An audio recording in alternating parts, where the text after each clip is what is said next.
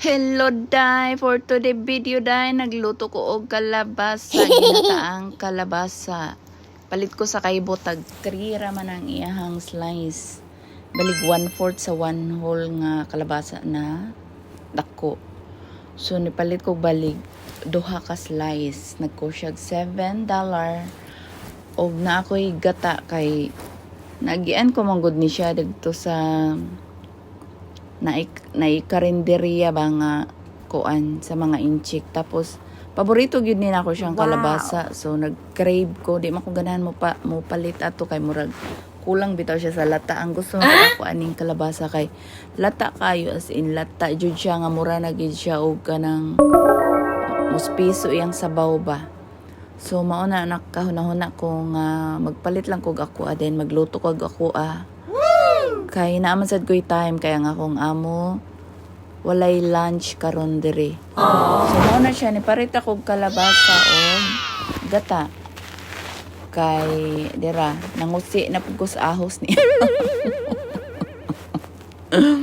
budget guys kay hurot na tong allowance. So mauna nangayo ra ko og tulo na nanghid man ko pero walang kadungog si amo ni anak ko. Sir, kay kog ahos, sir.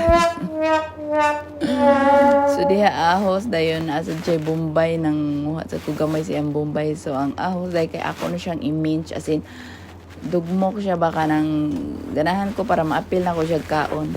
Then, nangayo ko gamay niya nga Bombay. Ako ra sa siyang gi-slice o gamay-gamay ra kong gikuha. Nanghil, gikuha lang siya kadung. So here we are, magluto na ko. Nangaisad kog oil. Di ay ko nagpalit budget lang taani kay $10. Mao ni ang OFW nga mga hilason. Ay daghang ipanghatag pero walay para silang kaugalingon. My God! But ganon yung mindset natin.